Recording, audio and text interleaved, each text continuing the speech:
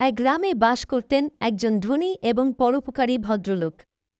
তিনি গ্রামের সবার প্রতি সদয় এবং সহায়ক ছিলেন। তার দানশীলতার কারণে গ্রামের মানুষ তাকে খুব শ্রদ্ধা করত। একদিন ভদ্রলোক গ্রামের বাইরে একটি কাজের জন্য রওনা দিলেন। তার সাথে ছিল কিছু মূল্যবান সামগ্রী এবং কিছু অর্থ, যা তিনি একটি অনাথ আশ্রমে দান করতে চেয়েছিলেন। যাত্রাপথে ভদ্রলোককে একটি ঘন জঙ্গলের মধ্য দিয়ে যেতে হল। সন্ধ্যা নামছিল আর গাছপালার কারণে চারদিক অন্ধকার হয়ে উঠছিল। তিনি একটু অস্থির বোধ করছিলেন, কিন্তু তার মন শক্ত রেখে হাঁটতে লাগলেন। হঠাৎ জঙ্গলের গভীরে এক দল ডাকাত তার পথ রোধ করল। তাদের নেতা দেখতে ভয়ঙ্কর, চোখে ছিল একরকম নিষ্ঠুরতা। ডাকাত নেতা বলল, তুমি যে এত সাহস করে জঙ্গলে ঢুকেছ, তা দেখে মনে হচ্ছে তোমার কাছে অনেক মূল্যবান জিনিসপত্র আছে। সবকিছু এখানে নামিয়ে রাখো, নইলে তোমার জীবন আমরা নিতে বাধ্য হব। ভদ্রলোক শান্তভাবে বললেন, আমার কাছে কিছু অর্থ এবং মূল্যবান জিনিস রয়েছে, যা আমি অনাথ শিশুদের জন্য নিয়ে যাচ্ছি। আমি তোমাদের প্রার্থনা করি, আমাকে এই অর্থ দান করতে দাও। ডাকাতরা হেসে উঠল। তাদের নেতা বিদ্রূপের সুরে বলল, আমরা কি তোমার মতো ভদ্রলোকের আবেদনে কর্ণপাত করব? আমরা ডাকাত। আমাদের কাছে একমাত্র গুরুত্বপূর্ণ জিনিস হল সম্পদ। তবে ভদ্রলোক ভীত না হয়ে তার শান্তি বজায় রাখলেন।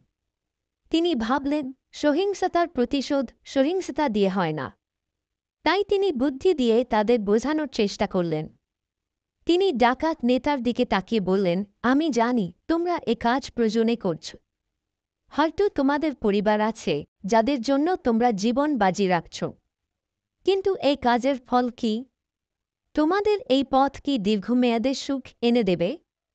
ডাকাত নেতা একটু চমকে গেল। সে জীবনে প্রথমবার এমন কথা শুনল।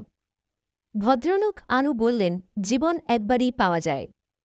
তোমাদের মতো শক্তিশালী পুরুষরা যদি সৎ পথে কাজ করো, তবে তোমরা শুধু নিজেই নয়, অন্যদের জীবনেও আলো নিয়ে আসতে পারো।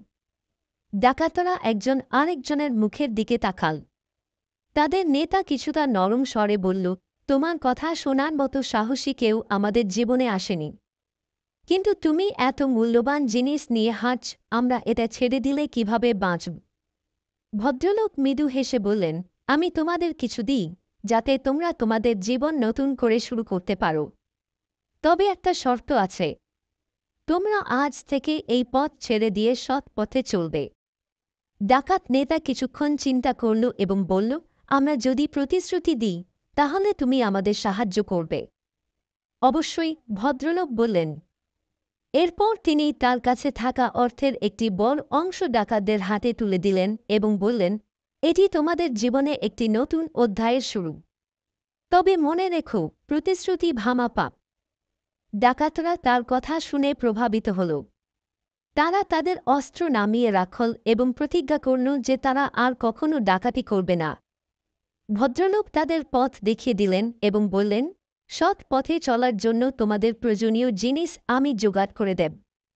সেই দিন থেকে ডাকাতরা তাদের জীবন পরিবর্তন করল।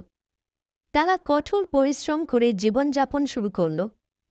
আর ভদ্রলোকের দয়া এবং বুদ্ধিমত্তা গ্রামের মানুষের কাছে কিংবদন্তি হয়ে রইল।